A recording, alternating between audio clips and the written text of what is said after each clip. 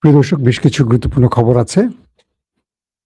সবচেয়ে বড় সবচেয়ে বড় গুরুত্বপূর্ণ খবর হলো আজ আর্জেন্টিনার খেলা। বুঝছেন? এখন অনেকেই বলবেন যে, "ভাই, আপনি আর্জেন্টিনা সাপোর্ট করেন। আর্জেন্টিনা তো ইহুদিদের দালাল।" আজকের ম্যাচে আমি মিশরের পক্ষে থাকব।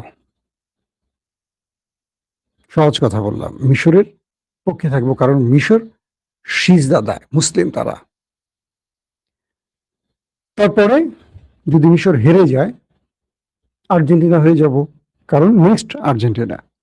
একটা কথা দিয়ে শুরু করি, আজকের অনেকগুলো খবর আছে। তার আগে অনেকেই বলেন যে, ভাই, আর্জেন্টিনা ইহুদিদের সমর্থন করেছে। আপনাদের দুটো ঘটনা বলে দেই। আর্জেন্টিনার ইসরায়েলে খেলতে আসার কথা ছিল। তখন ইসরায়েল ফিলিস্তিন যুদ্ধ চলছিল। ফিলিস্তিন আর্জেন্টিনার কাছে দাবি করছিল তারা যেন খেলতে না আসে ইসরায়েলে। ফিলিস্তিন আর্জেন্টিনার কাছে অনুরোধ করেছিল, মেসিদের কাছে অনুরোধ করেছিল তারা যেন ইসরায়েলে খেলতে না আসে। মেসিরা আসে নাই। কারণ ইসরায়েল ফিলিস্তিনের উপর কি করছিল, তার প্রতিবাদ স্বরূপ ফিলিস্তিনের দাবি রেখেছিল। ফিলিস্তিনের, খেয়াল করবেন, মেসিরা গত ১৬ বছর বাংলাদেশ এক প্রকার ভারতের পকেটে ছিল। সীমান্তে মানুষ মারলে হাসিনা চুপ থাকতো। পুরো বাংলাদেশটাকে কার্যত তুলে দিয়েছিল ভারতের হাতে কে, শেখ হাসিনা। এবং যত রকম সিদ্ধান্ত আসতো, ইসলাম বিরোধী সিদ্ধান্ত বা যত রকম সিদ্ধান্ত আসতো, ভারত যে সিদ্ধান্তগুলো দিত হাসিনা মেনে নিত।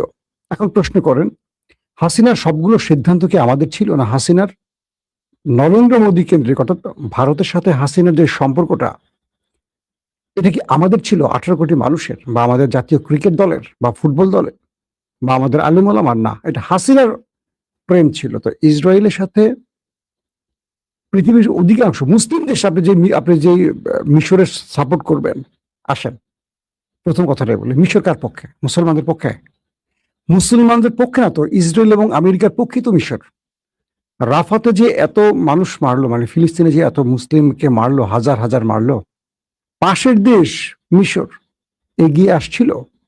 আসে না। কিন্তু এই দোষটা কি মিশরবাসীর? না, এটা হলো মিশরের সরকারের, যারা আমেরিকা ইসরায়েলের সাথে বন্ধুত্বপূর্ণ সম্পর্কের জন্য ফিলিস্তিনের পাশে দাঁড়ায়নি। কিন্তু এই মিশরেই ব্রাদারহুডের যিনি প্রধান ছিলেন, রাষ্ট্র ক্ষমতায় বসছিলেন মোহাম্মদ মুরসি, তিনি কিন্তু এই রাফা খুলে দিয়েছিল ফিলিস্তিনিদের জন্য, এবং ফিলিস্তিনকে তিনি স্বাধীন করার ঘোষণা দিয়েই নেমেছিলেন, যে কারণে তাকে জীবন দিতে হয়েছিল। সরকার পতন করে এই মিশরের আব্দুল ফাত্তাহ আল সিসি ক্ষমতা দখল করেছিল। এখন বলেন, আপনার হিসাবটা কি হবে? মিশরকে আমি মুসলিম বাদ দিয়ে দিব আব্দুল ফাত্তার জন্য? না, আমি মিশরের পক্ষে আজকে। কিন্তু এই মিশর ফিলিস্তিনকে কখনো সাহায্য করে নাই। এই মিশর মুসলমান নামধারী সবচেয়ে বড়, মানে মুসলিম সেনাবাহিনীর সবচেয়ে বড় সেনাবাহিনী মিশরের, কিন্তু কোনোদিন মুসলিম পাশে দাঁড়ায় নাই। তারা ইসরায়েলের পক্ষে থাকে, আমেরিকার পক্ষে থাকে। এই জর্দান, কি বলবেন বলেন? আসেন, এখন আর কেউ কিছু বলবেন না। তার মানে এটা মেসির খেলার সাথে সম্পৃক্ত না। মেসি ভালো খেলা আমরা পছন্দ করি, নেইমার ভালো খেলে আমরা পছন্দ করি, রোনাল্ডো ভালো খেলে আমরা পছন্দ করি। আবার আমাদের মুসলমানরা যখন তাদের সাথে খেলে, আমরা মুসলমানদের সমর্থন করি। এটাই স্বাভাবিক। আসেন, মূল আলোচনা এটা নয়। ন্যাটো সম্মেলন চলছে তুরস্কে। ইসরায়েলকে একটা বড় ধাক্কা দিয়ে দিল এরদোয়ান। কঠিন একটা খেলা দেখালো এরদোয়ান। দুটো খেলা খেলেছে আজকে। দুটো খেলা প্রকাশ্যে আসছে, আর অনেকগুলো খেলা পাশাপাশি ইরানের ৯ কোটি মানুষকে ওপারে পাঠানোর ঘোষণা দিয়েছে বা থ্রেট দিয়েছে আমাদের ড্রাম কাক্কু। বুঝছেন? মানে মধ্যপ্রাচ্যের বেশ এলোমেলো অনেকগুলো খবর আছে। আসেন, প্রথম আমরা ইরান আমেরিকার খবরটি একটু পরে দেই, আগে চলে আসি ন্যাটো সম্মেলনে। ইরান আমেরিকার বেশ গুরুত্বপূর্ণ কিছু খবর আছে, আপনারা মিস করবেন না, থাকেন লাইনে। প্রথমে আমরা ন্যাটো দিয়ে চলে আসি। ন্যাটো সম্মেলনে আমরা যা দেখলাম বা যা শুনলাম বা যা চলছে, একটু সেটা নিয়ে আগে কথা বলি। আঙ্কারা ২০২৬ সালের ন্যাটোর শীর্ষ সম্মেলন এখন চলছে। সেখানে ন্যাটো জোটের ৩২টি সদস্য রাষ্ট্র যোগ দিয়েছে। ইউরোপীয় ইউনিয়নের নেতারা প্রতিরক্ষা, নিরাপত্তা ও আন্তঃ-আটলান্টিক সহযোগিতা বিষয়ে ২ দিনব্যাপী এই বৈঠকটি চলবে এখন আঙ্কারায়। প্রথম দিনটি জুড়ে প্রতিরক্ষা উৎপাদন এবং শিল্প সহযোগিতার সম্প্রসারণে ন্যাটোর উদ্যোগ প্রাধান্য পেয়েছে। আমি তুরস্কের গণমাধ্যম থেকে আপনাদের এই তথ্যগুলো অনুবাদ করে দিচ্ছি। মহাসচিব মার্ক রুটে বেশ কিছু নতুন বহুজাতিক উদ্যোগের ঘোষণা দিয়েছেন, ন্যাটোর মহাসচিব, যার মধ্যে রয়েছে NATO front door for industry platform, NATO engine manufacturing network, প্রতিরক্ষার জন্য জরুরি কাঁচামাল বিষয়ক একটি যৌথ প্রকল্প এবং ন্যাটো ড্রোন এজ। এই উদ্যোগের অধীনে মিত্র দেশগুলো আগামী 5 বছরে ড্রোন ও ড্রোন প্রতিরোধী সক্ষমতায় $40 বিলিয়ন বেশি বিনিয়োগ করবে। এটি গেল আমাদের ন্যাটোর একটা প্রাথমিক হিংস।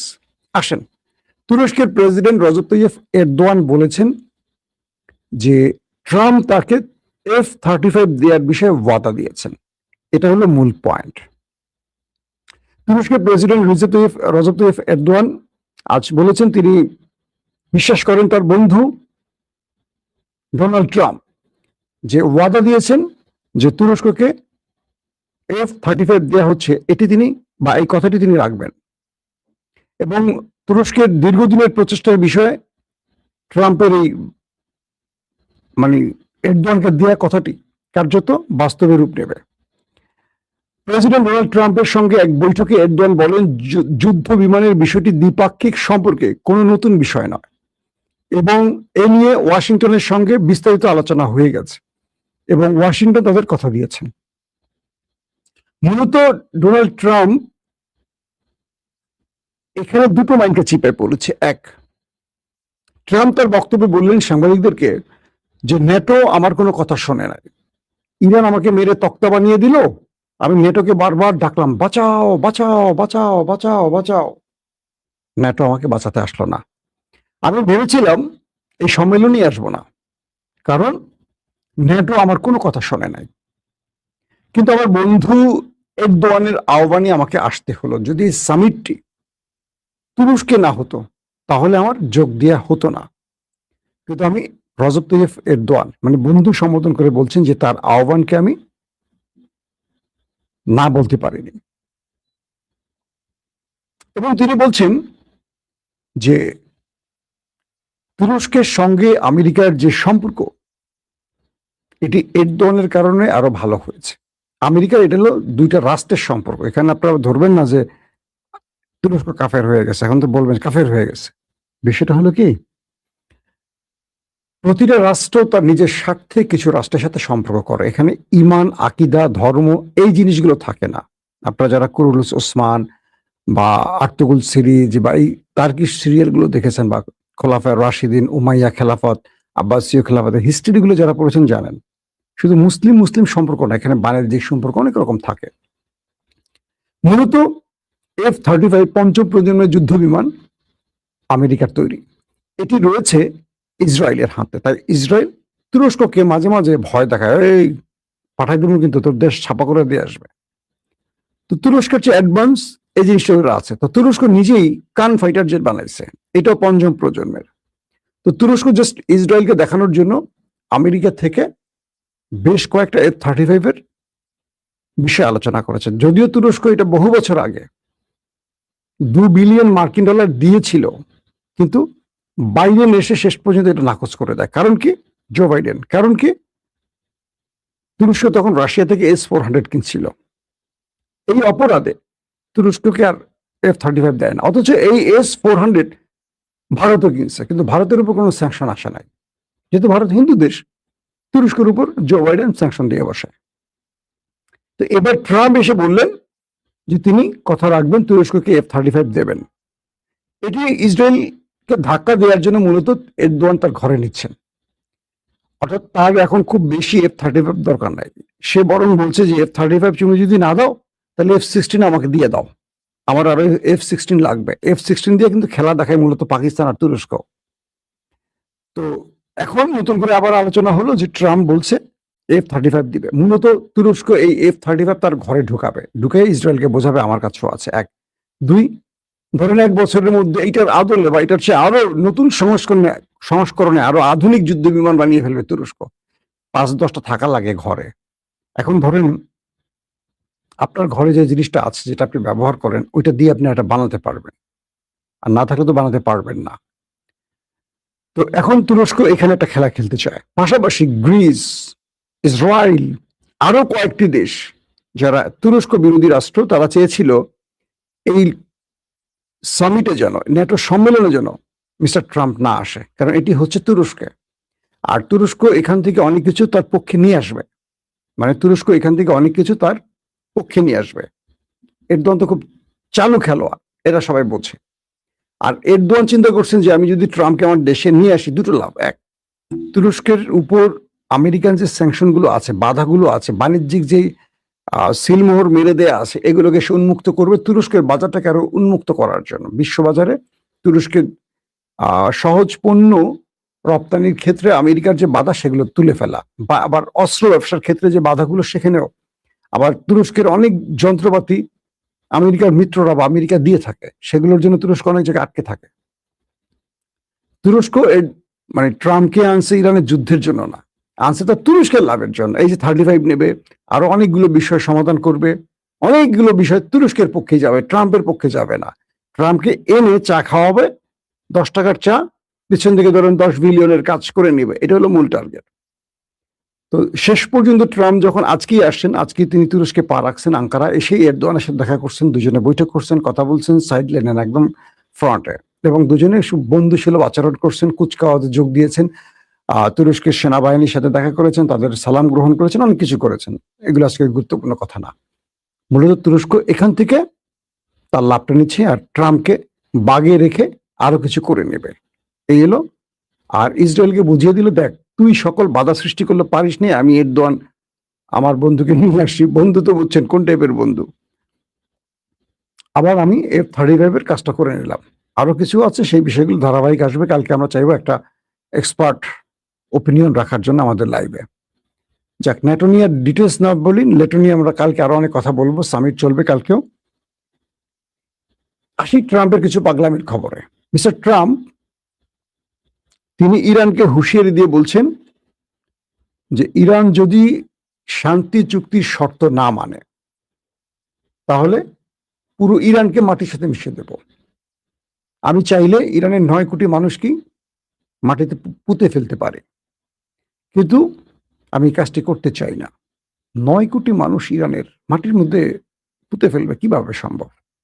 তার মানে নিউক্লিয়ার অ্যাটাকের হুমকি আবারও দিচ্ছেন। তিনি বলছেন আমাকে ইরান যেন বাধ্য না করে পুরো ইরানকে ধ্বংস করতে, 9 কোটি মানুষকে মেরে ফেলতে। 9 কোটি মানুষকে মেরে ফেলার হুমকি দিচ্ছেন একটা প্রেসিডেন্ট। কল্পনা করেন, পৃথিবীর সবচেয়ে সভ্য দেশ দাবি করা, গণতান্ত্রিক দাবি করা, যারা ডেমোক্রেসি শব্দ সবচেয়ে বেশি উচ্চারিত করেন, নিজেকে সভ্য বলেন, সেই দেশ আরেকটি দেশের 9 কোটি মানুষকে, মানে যে দেশের 9 কোটি মানুষ, পুরো মানুষকে সে ওপারে পাঠানোর হুমকি দিচ্ছেন। এটা কোন প্রেসিডেন্টের বক্তব্য? সভ্য মানুষের বক্তব্য? কোন স্বাভাবিক সুস্থ মানুষের বক্তব্য? এগুলো মেনে নিচ্ছে কারা? যারা তারা প্রেসিডেন্ট বানাইছেন, তারা কি সুস্থ মানুষ? বুঝে শুনে বানাইছেন এরকম অ্যাবনর্মাল লোকদেরকে? ইরানকে হুমকি দিচ্ছেন পুরো ইরানকে সে ধ্বংস করে ফেলবেন, পুরো ইরানের জাতি মানে মানুষ সবগুলো মেরে ফেলবেন। আমি এরকম করতে চাই না, ইরান যদি বাধ্য না করে। মানে কি? ইরান তার হরমুজ প্রণালীর হক ছাড়বে না, আমেরিকা হক দিতে চাচ্ছে না। দুজনের দুটো রুট তৈরি করছে, ইরান একটা রুট তৈরি করছে, আমেরিকা বিকল্প রুট তৈরি করছে। প্রশ্ন হলো, আমেরিকা তোমার তো এটা জায়গা না, তুমি তোমার আমেরিকা থাকো, তুমি ইরানের বুকের মধ্যে ঢুকে ইরানের ব্যাপারে খবরদারি করো কেন? তোমার জায়গায়, তোমার ক্যালিফোর্নিয়ায়, তোমার ডালাসে, তোমার নিউ ইয়র্কে, তোমার ওয়াশিংটনে, তোমার আলাক্সায়, তোমার কোথায় ইরান গেছে? কোথাও যায় নাই। তুমি ইরানের ঘরে বসে ইরানের নাকের ডগে এসে তুমি ইরানের বিরক্ত করছো কেন? ইরান কি জবাব দিল? যে ট্রাম্পের এই বক্তব্য তার সকল সভ্যতা, সংস্কৃতি, বিশ্বস্ততা, আস্থা এবং মানবিকতাকে বৃদ্ধাঙ্গুলি দেখিয়েছে। আমরা ট্রাম্পকে এইটুকু বলতে চাই, আমাদের ধৈর্যের পরীক্ষা নেবেন না। ইতিমধ্যে আমাদের ধৈর্যের পরীক্ষা নিতে গিয়ে আপনি বুঝতে পেরেছেন আমাদের ধৈর্যচ্যুতি হয়নি, কিন্তু আপনার সময় শেষ হয়ে গেছে। আপনি হাতে পায়ে ধরে, অন্যদের হাতে পায়ে ধরে আমাদের কাছে এসে যুদ্ধবিরতি চেয়েছেন, আমরা যাইনি, একবারের জন্য যাইনি। ইরান বলছে যদি ট্রাম্প এই জাতীয় বক্তব্য দিতে থাকে বা এরকম স্বপ্ন দেখতে থাকে যে তারা ইরানকে মুছে ফেলবে, তাহলে ট্রাম্প এটার জন্য যে প্রায়শ্চিত্ত করবে, এটা ট্রাম্প শুধু না, আমেরিকান জাতীয় জানে না তাদের ভাগ্যে কি আছে। ইরান তাদের জন্য যেই পরিকল্পনা তৈরি করে রেখেছে, এটা আমেরিকান জাতি জানে না। ইরান হেরে যাবার জন্য আসে নাই। ইরানের 5 থেকে 6,000 বছরের ইতিহাস মাত্র 240 বছরের ইতিহাসের কাছে পরাজিত হবে না। ইরান মার্কিন যুক্তরাষ্ট্রের 240 বছরকে ইঙ্গিত করে বলছেন, কারণ ইরানের 5 থেকে 6,000 বছরের সংস্কৃতি বা ইতিহাস। তারা বলছেন ইরান মাথা নিচু করবে না, মাথা নিচু করা জাতি না, এটা পৃথিবী জানে। পাশাপাশি এটা বলছেন যে আমরা আমেরিকার সাথে লড়াই করেছি, প্রতিশোধ এখনো নেইনি। আমরা আয়াতুল্লাহ আলী খামেনির প্রতিশোধ, ইন্তেকাম নিতে যাচ্ছি। তার মানে হলো এতদিন যেটা ইরান করেছে সেটা ছিল তাদের আক্রমণকে জাস্ট প্রতি উত্তর দিয়েছে। আলী খামেনির প্রতিশোধ তার এখনো নেয়নি, কারণ তার প্রতিশোধ মানে কি, তাকে যেহেতু হত্যা করেছে প্রতিশোধ তাই হবে। এখন ইরান সেই দেশটিকে বলছে আমরা ওই দুজন ব্যক্তি, ট্রাম্প এবং তার বন্ধু আমার নেতা কাকু, এই দুজনের বিরুদ্ধে প্রতিশোধ নিতে যাচ্ছে। তার মানে ইরান তাদেরকে ছাড় দিচ্ছে না। ইরান তার ক্ষোভ সঞ্চয় করে রেখেছে এবং সেটাকে এখন প্রকাশ করতে যাচ্ছে। অর্থাৎ মধ্যপ্রাচ্যে আমরা বলতে পারি বড় কিছু ঘটতে যাচ্ছে। অর্থাৎ আমরা এটুকু বলতে পারি, আমেরিকা সিজফায়ার করে, যুদ্ধবিরতি করে এখন তার অস্ত্র জমা করছে, কারণ আমেরিকা মাইনকা চিপায় পড়ে গেছে, বিপদে পড়ে গেছে। ইরানের সাথে যুদ্ধবিরতি করে এখন তারা অস্ত্র মানে সংগ্রহ করছে, রেডি করছে এটা বড় যুদ্ধের জন্য। আবার ইরানের আক্রমণে ইসরায়েল তো মোটামুটি ছাপা খাপা হয়ে গেছে, মানে লন্ডভন্ড হয়ে গেছে। ইসরায়েলও রেডি হচ্ছে, আবার ইরানও রেডি হচ্ছে, কারণ ইরানের মিসাইল স্টোরেজের অনেক পথ বন্ধ হয়ে গেছিল বাংকার ব্লাস্টার বোমায়। ইরান এই সময়টার মধ্যে নিউক্লিয়ার বোমা হয়তো বানিয়ে ফেলতেছে। অর্থাৎ ইরান তার প্রতিবেশী বন্ধু চীন, রাশিয়া, তুরস্ক, পাকিস্তানের সাথেও ভিতরে যোগাযোগ বৃদ্ধি করে আধুনিক অস্ত্র আনার ব্যাপারে বা আমেরিকা ইসরায়েলকে মোকাবেলার ক্ষেত্রে কি কি পদক্ষেপ নিলে সুবিধা হবে, এই জিনিসগুলো রেডি করছে। এবং কিছু কিছু গণমাধ্যম দাবি করছে যে ইরান তুরস্কের হেল্প নিচ্ছে ইসরায়েলকে সাইজ করার জন্য, কারণ ইসরায়েলের নেক্সট টার্গেট হবে তুরস্ক, সেই জন্য তুরস্ক রেডি হচ্ছে। আবার তুরস্ক চাচ্ছে যে ও আমার কাছে আসার আগে ওকে যদি আমার বন্ধু মাজা ভেঙে দিতে পারে, বন্ধ কি, গোপনে ইরানকে অনেক কিছু দেওয়া শুরু করছে, শুধু ইন্টেলিজেন্স শেয়ার না, অনেক কিছু।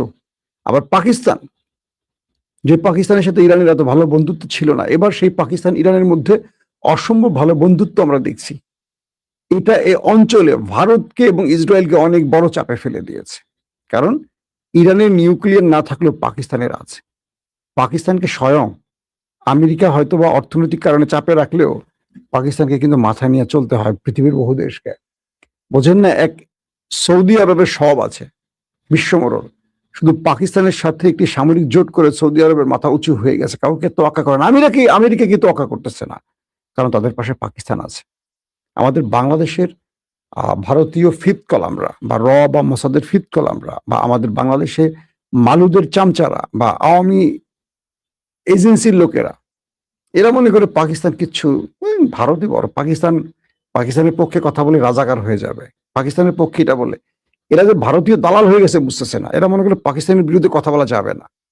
পাকিস্তানের সাথে আমাদের 54-55 বছর আগে যা হওয়ার হয়ে গেছে। জাপানে পারমাণবিক অ্যাটাক আমেরিকা চালাইছে না, সে আমেরিকার সাথে সবচেয়ে ভালো সম্পর্ক এখন জাপানের, জানেন তো আপনারা।